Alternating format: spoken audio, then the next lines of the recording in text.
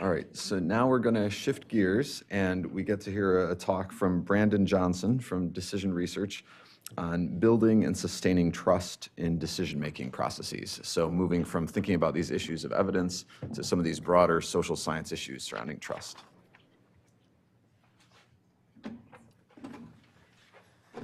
Good morning.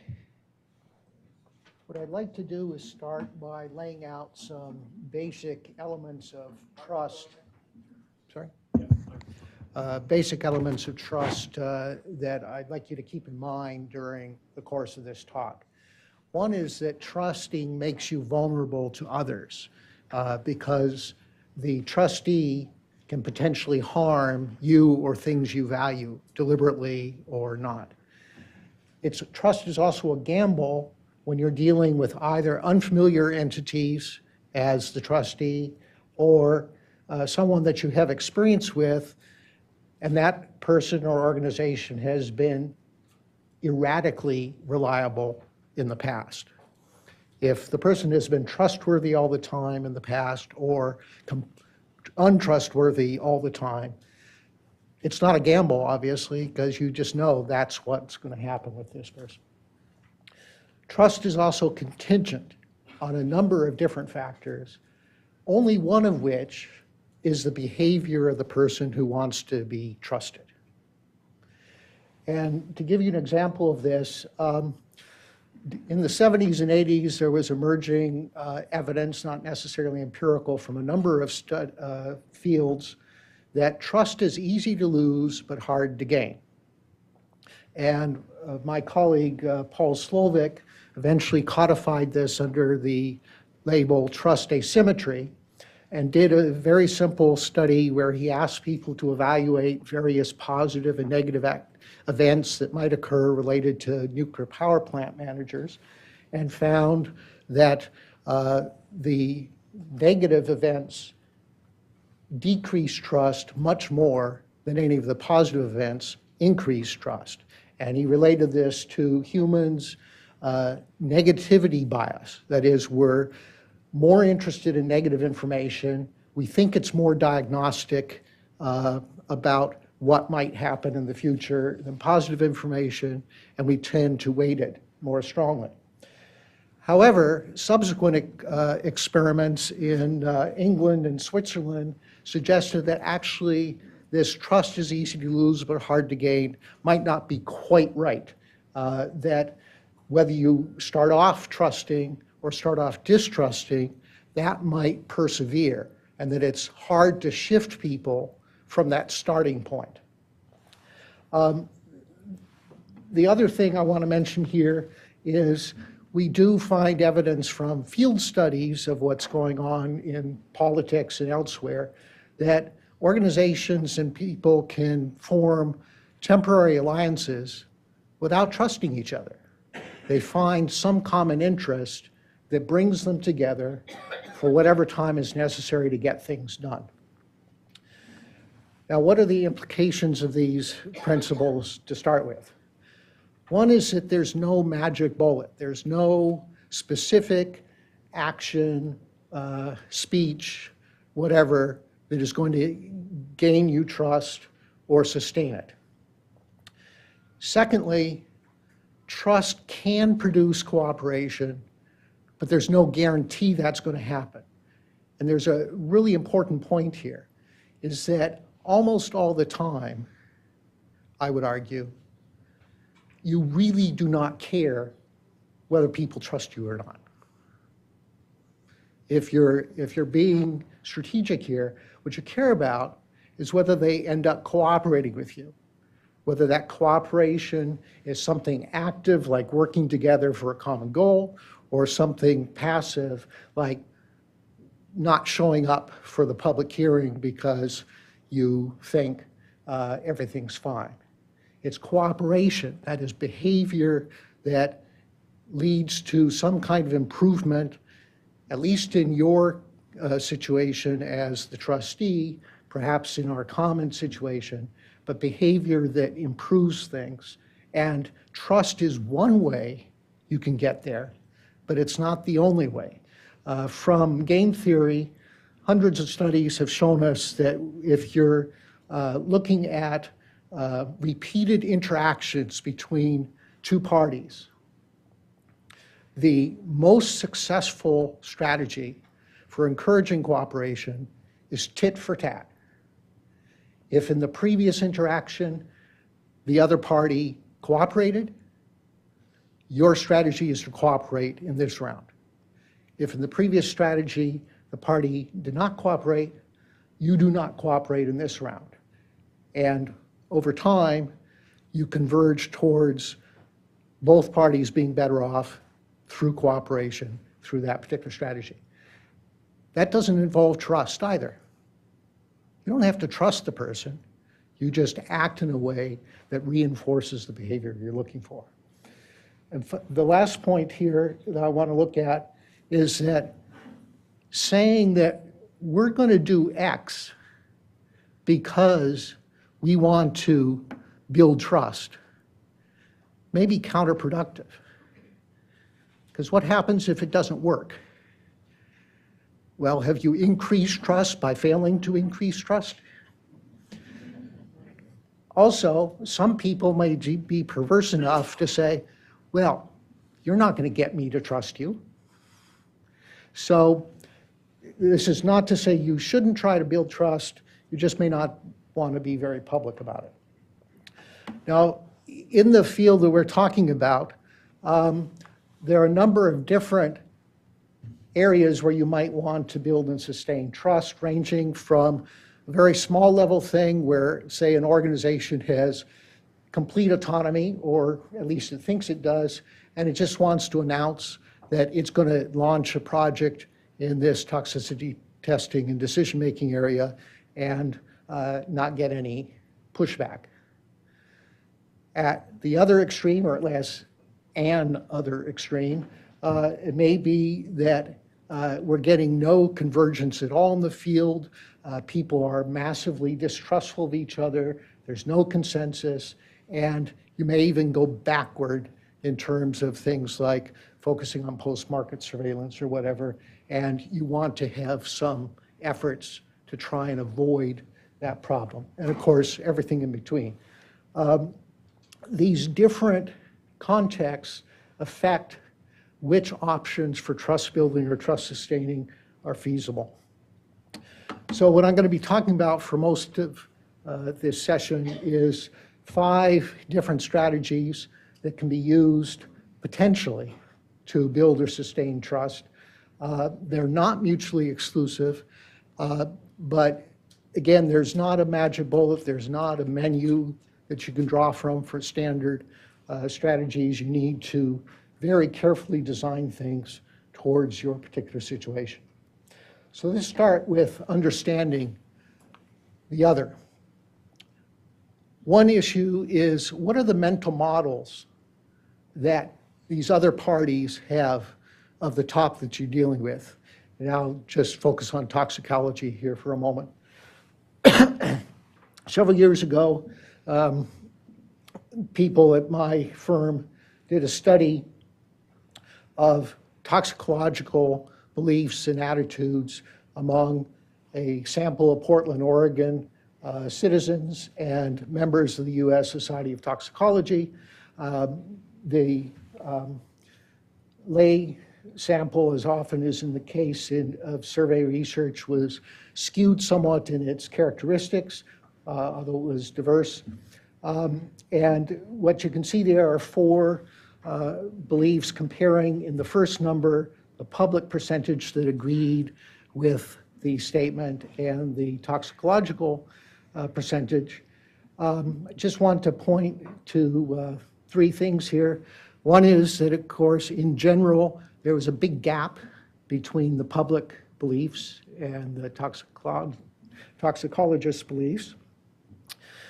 Secondly, on the second one about exposure versus dose, after they did this study, they were able to insert the question in a separate study funded by EPA in 6 industrial communities scattered around the country, so perhaps a more diverse population. And instead of asking about pesticides, they asked about chemicals, and the proportion that agreed that it's just simple exposure, not the dose, that is the problem, rose from roughly a third to roughly two-thirds among the public. The other thing I want to mention, because we'll get to it in a moment, is that 69% of the public said that an animal carcinogen is reasonably sure to be a human carcinogen, and the 41% of toxicologists who also agreed with that is the biggest gap among the toxicologists in their beliefs. And then they later did a study in Canada with a representative public sample and found pretty much the same thing.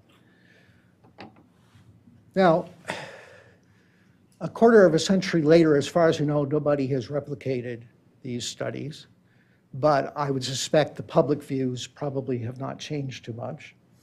And you might ask, why do we care, except in a very general way, for the kind of topics we're dealing with here about the general public? And we can argue the morality and politics of that, but I would argue that when we talk about lay people, that's just not those vague masses out there. That includes people like politicians.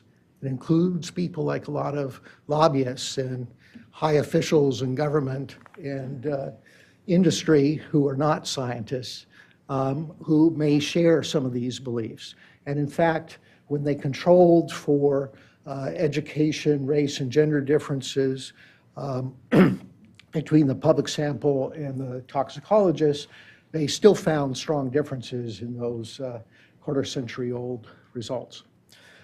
Now, I want to talk briefly about these alternative testing strategies, which obviously offer the potential for a lot of benefits, and the public, the lay public, may be quite persuaded that these are good benefits that would justify switching to various in vitro strategies.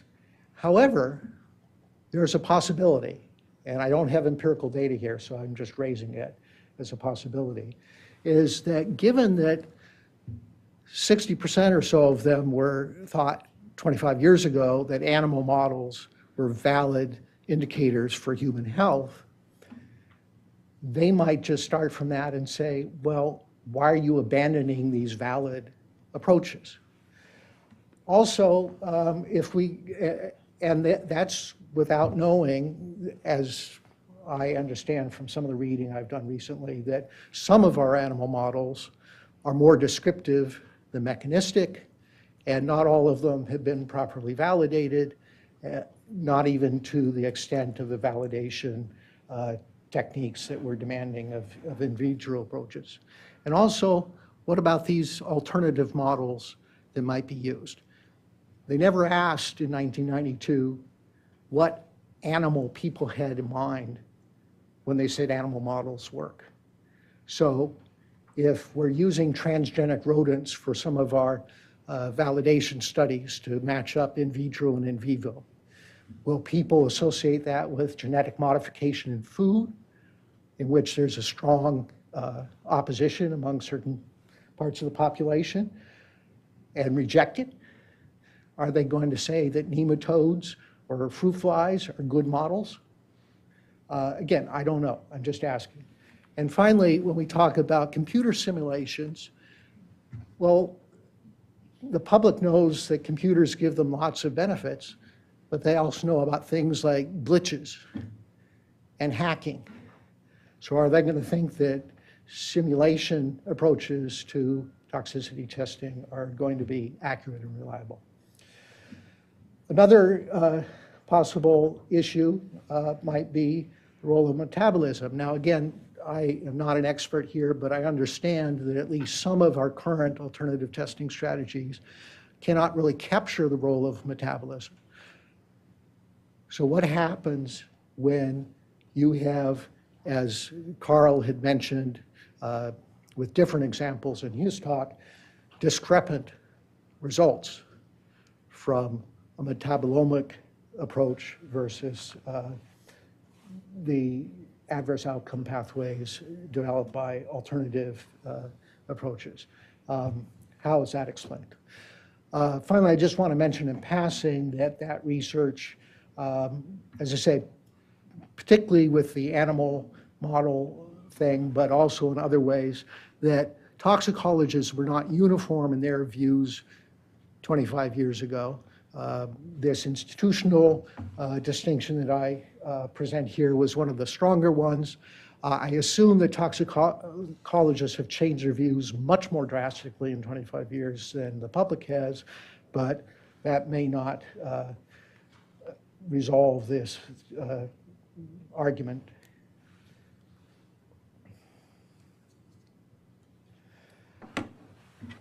Now, expectations can also shape responses to trust building and otherwise. And here I just give a possible example of people supporting new TSCA because it's going to give us better toxicity testing. But what they mean by that may be quite different. And so depending upon the institutions you set up to implement this, you may get some pushback if the results don't look like what people are expecting to get. Another issue is, at least with toxicity testing alone, it might be very useful to provide people with a benchmark so they can interpret how bad is this. Margin of exposure might be one approach, but I'm sure there are plenty of others. I haven't done research on this specifically, but what I have done may give you some example of the complexity of providing people with benchmarks. A study I did on private well owners' reactions to maximum contaminant levels, which are regulatory standards for drinking water safety. People said they appreciated the contrast of contaminant levels with these MCLs. They trusted the standard. They felt able to use it.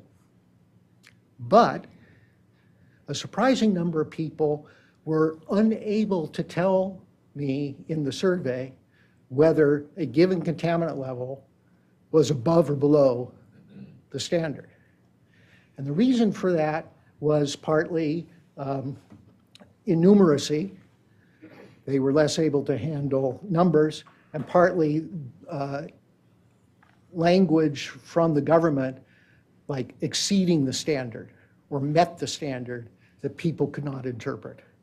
And there was some skepticism about levels below the standard being harmless, which if these are regulatory-based MCLs as opposed to health-based MCLs, would mean that they are possibly correct, that the below the standard is not necessarily harmless. And I'm going to skip the rest of this because I'm running out of time, I see.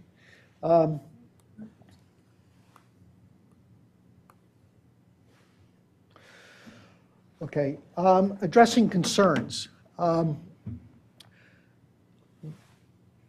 There's a challenge when you're dealing with people who are not knowledgeable about the science, that you may be inclined to sort of explain to them why their concerns are not valid, given what you know about, biomechanisms or engineering or whatever it is.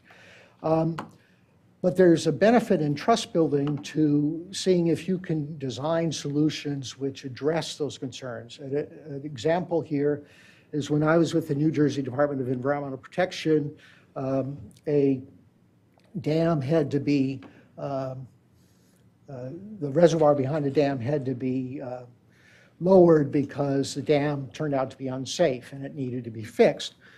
The problem is that there had been decades of pollution from a local industry since closed down, which had contaminated the lake bed sediments with arsenic. And modeling suggested that if you drained the lake, the sediments would dry out, the arsenic would become entrained in the winds, and potential exposures would occur.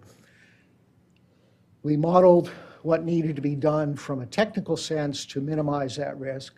but we got a concern from parents and teachers at an elementary school that was located right on the shore of the lake, that they were concerned they were going to be exposed. Now, if this had been handled ordinarily, the agency would have just said, we've done our modeling, that particular site is not exposed, there's no problem, go away. Because our research unit was in charge of this particular case, we decided that what we were going to do is post an air monitor on the roof of the school and provide weekly reports to the school on that. And after 6 months, we said, look, there's been no exposure. We'd like to take the monitor down and use it elsewhere. Would you mind? And they didn't. But the reaction might have been quite different if we'd done otherwise.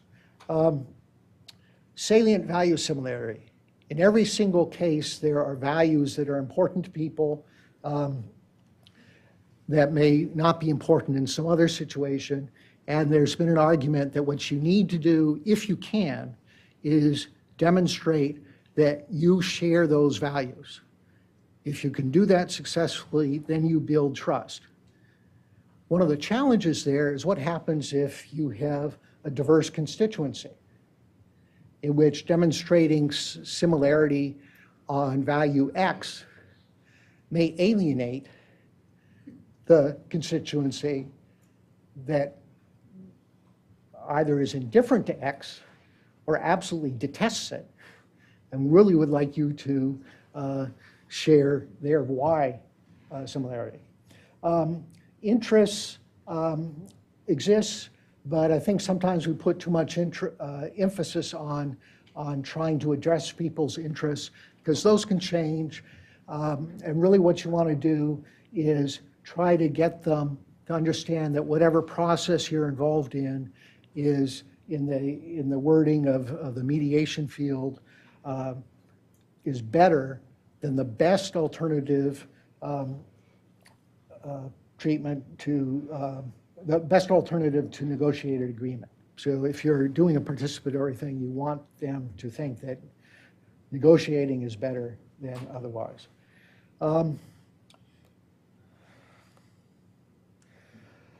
Risk communication is another approach. I won't go through the details of this, but basically Brooke Fishoff's argument was that in general, both for the field as a whole and for individual organizations, there's a tendency to start with the notion that all we've got to do is do the science right. If our techniques are good, we're fine. And then you gradually say, okay, we've got to share those numbers that we get or explain the numbers. If that's not good enough, show them they've accepted similar risks in the past, show them it's a good deal, treat them nice. And all of these are potentially beneficial, but they also tend to be focused on one-way communication and persuasion. And people in health risk communication have absolutely no ethical problem whatsoever in focusing on persuasion.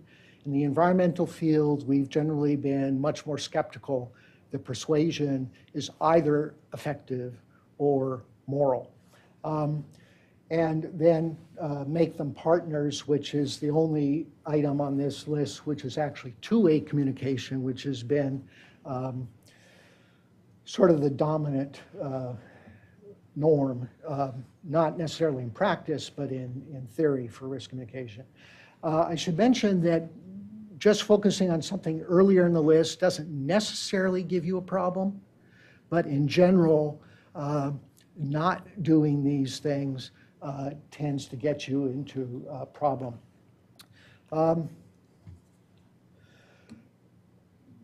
So in environmental risk communication, what we generally argued is that what you want to do is provide people information in a neutral way that is designed to help them make decisions for themselves that exemplify their values on the issue at hand, rather than trying to be persuasive. But you have to understand that this then doesn't necessarily mean they'll agree with you about what should be done.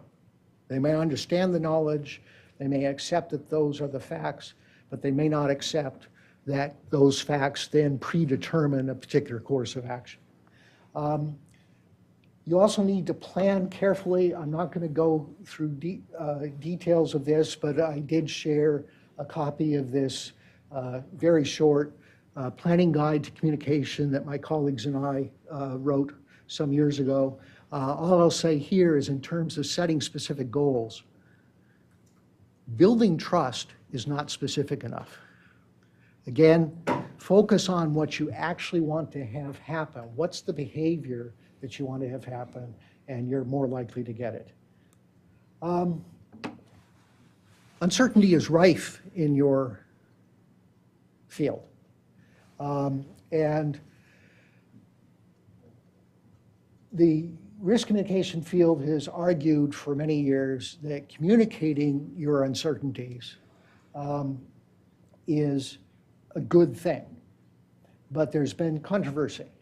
So concerns that you're going to get the Senator Muskie response many years ago in a hearing where scientists were testifying, and he finally burst out, "Why can't I get a one-handed expert instead of on the one hand, but on the other hand?" And he didn't get what he wanted, and as experts we know he's never going to get that. So there's this concern about undermining confidence and competence, and a lot of assumptions about whether people in general are averse to uncertainty.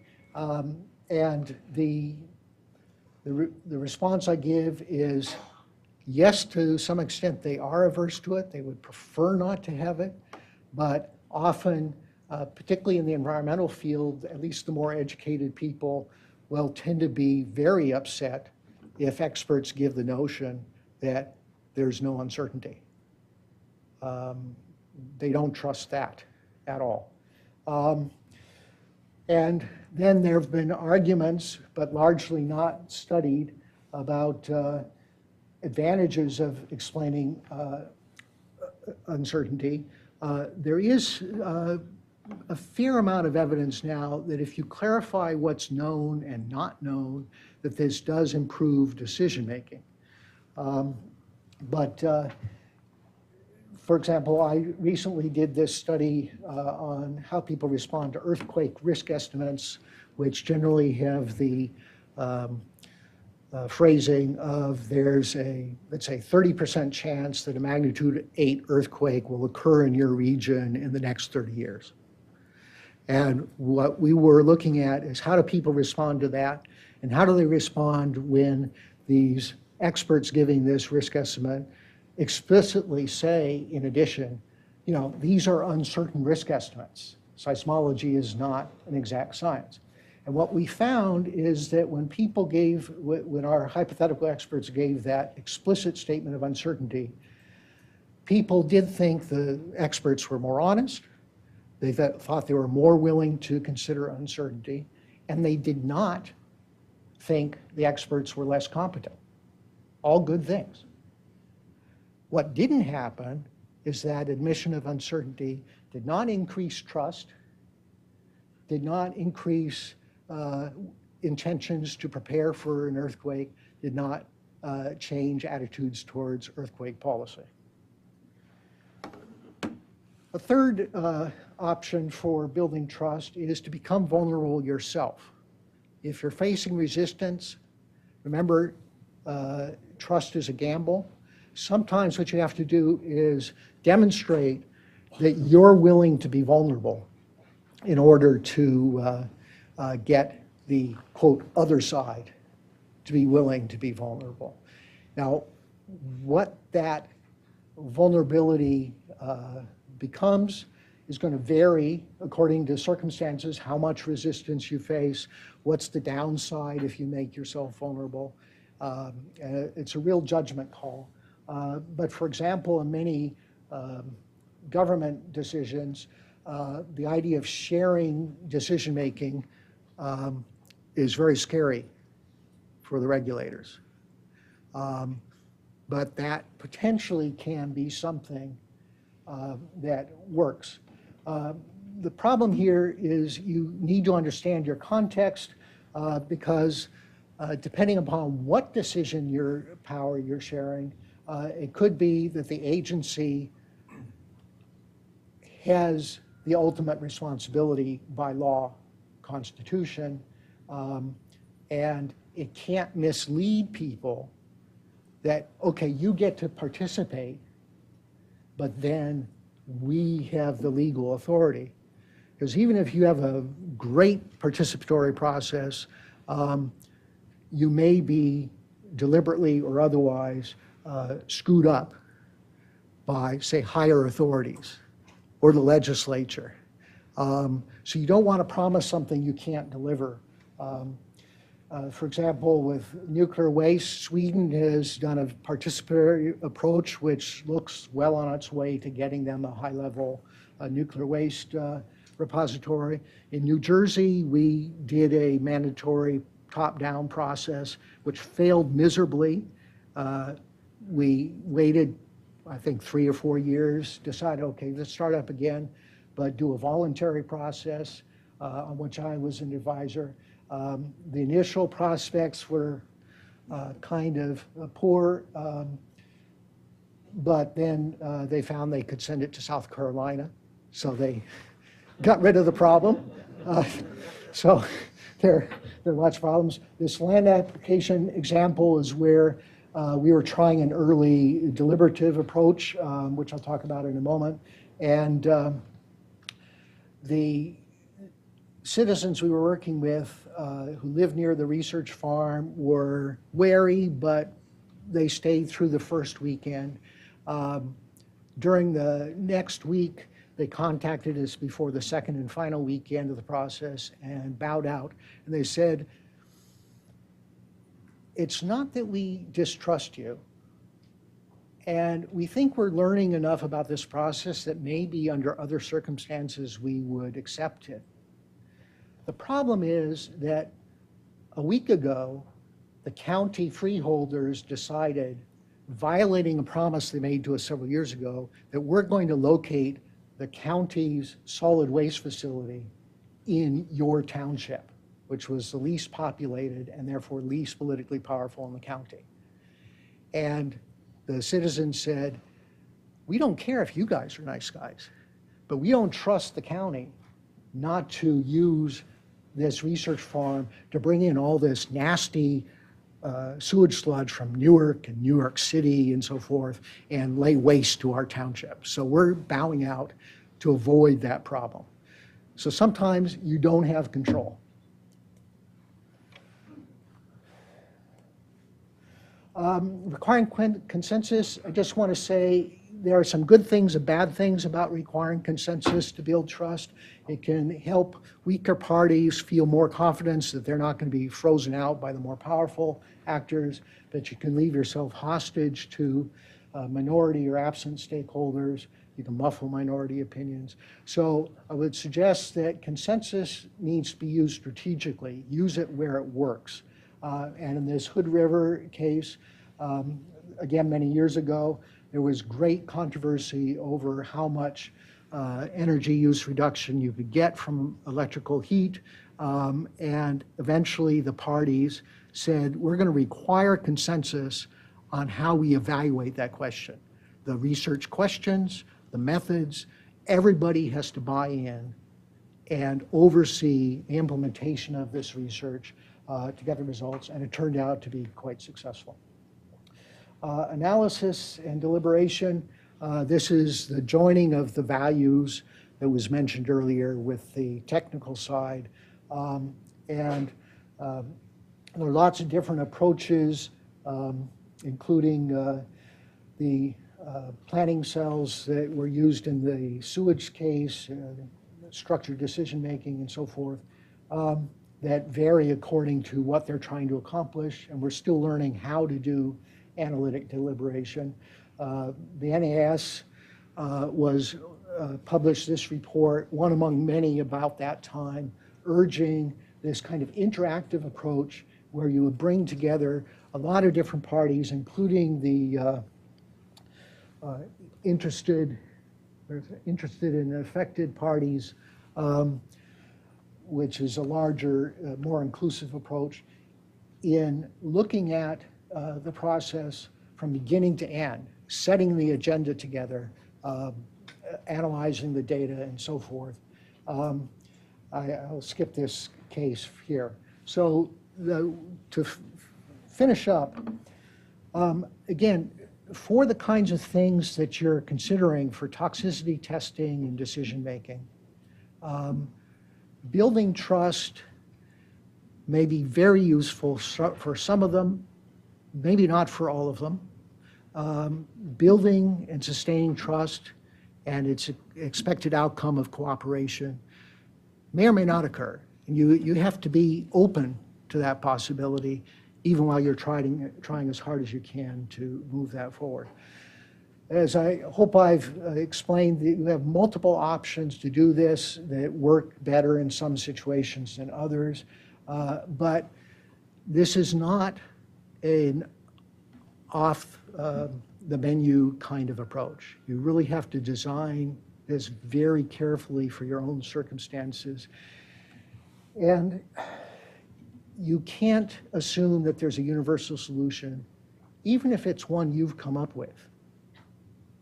In other words, trust but verify even your own experience, because what worked the last time may not work in precisely the same way, or if at all, in the next situation.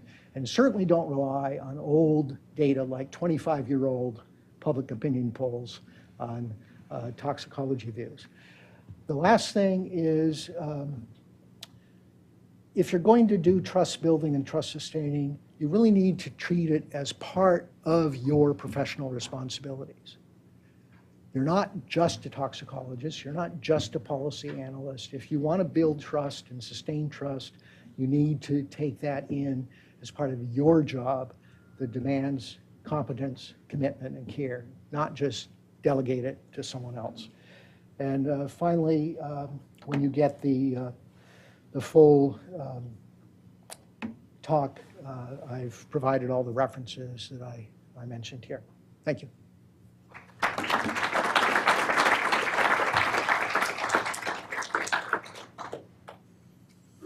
Questions? One here. Really fascinating presentation. My name is Norb Kaminsky. I'm from Michigan State University. Based on some of your earlier slides in your talk, I guess I'm wondering, is the use of science to build trust with the lay public, is that really something that can be done based on their preconceived perceptions, their beliefs? Is that even a reasonable approach to take? Well, again, I think it depends on your goal. So in this case, I probably would not suggest that trying to educate the 300 million Americans is where to start.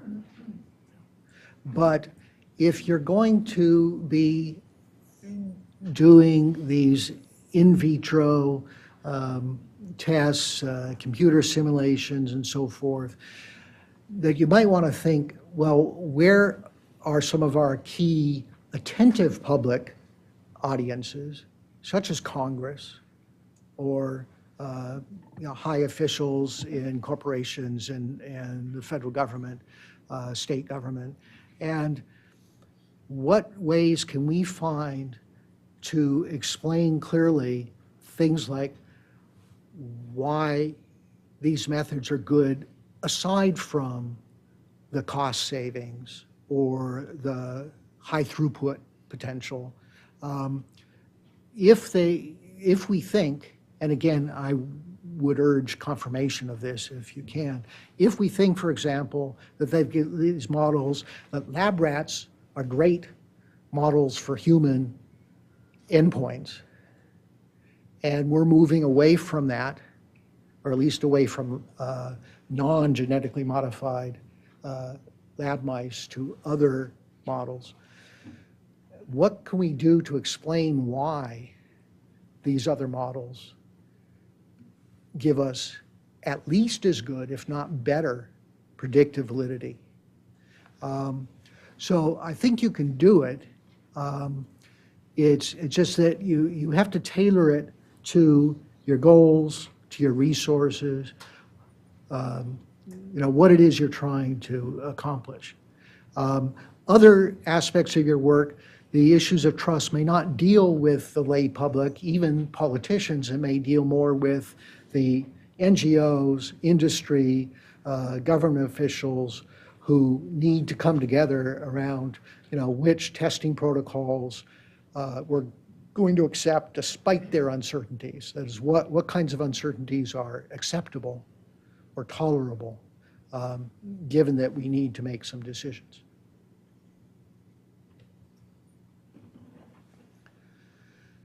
Ken Bucklehead, Brown University. I'm wondering if you could comment on case studies as a means to build trust and confidence. And I specifically bring this up because we're going to be doing case studies here. So do you have any advice to us as we go about our case studies early this afternoon?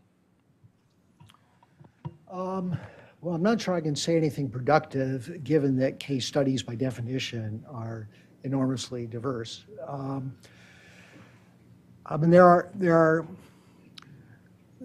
of your challenges is, okay, so it worked here, but why should I believe I can extrapolate from this one case?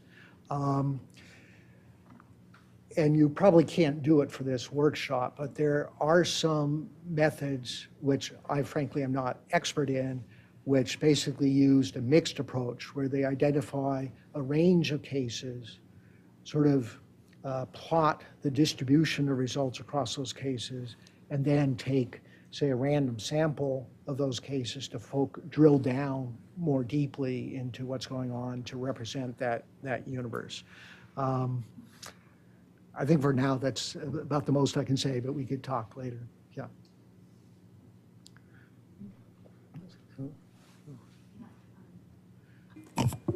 I have a kind of a comment and a question. I've really enjoyed your talk. I'm Lynn Goldman at George Washington University, and I especially like the distinction that you made between building trust and building confidence. And I think that what you said was very important there. And it made me remember an episode from my own career where a member of a community that was kind of unhappy. I worked for the state of California at the time. They were kind of unhappy with something the state was doing. And she said, I really trust you. I like you. I think you're wonderful. But I think the people who are making the decisions above you, I'm not confident in those decisions. And, I have always cared about wanting people to trust me. And we could probably do a study for why even we ask you to come and speak, or they ask you to speak, about building trust. Why do we care so much about being trusted? It's, for people whose lives are directly affected by decisions, whether they trust the person they are talking to or the person that they think is working on this is irrelevant to them if they're not confident it's the right decision or that it will be managed the right way, for their well-being and the well-being of their community. And you just reminded me of that. I thought that was really a great point you made. Thank you. Okay, thanks.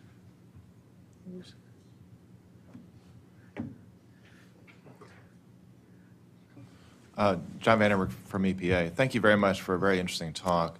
I wonder if you could connect some of your concepts to that of the previous speaker, Carl Craner. And that is, you spoke about negativity bias.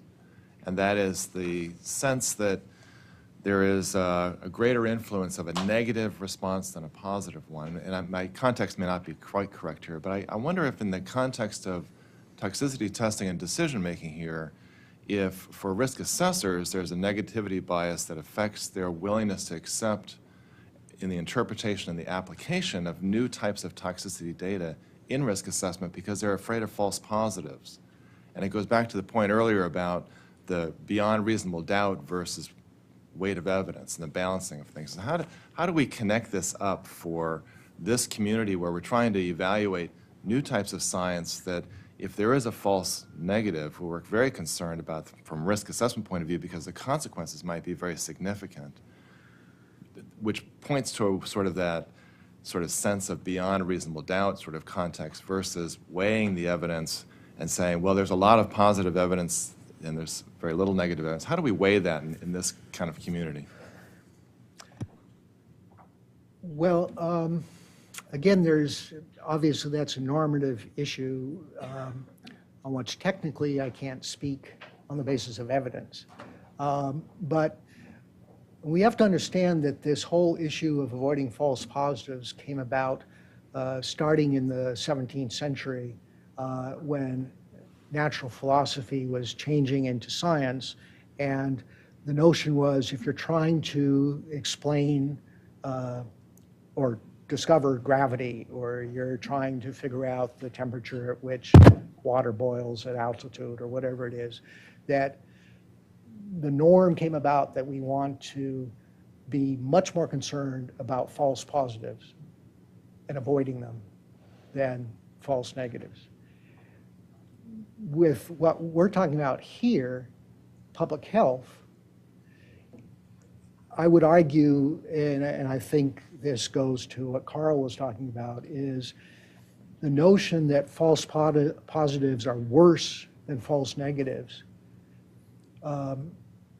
has to be part of the debate.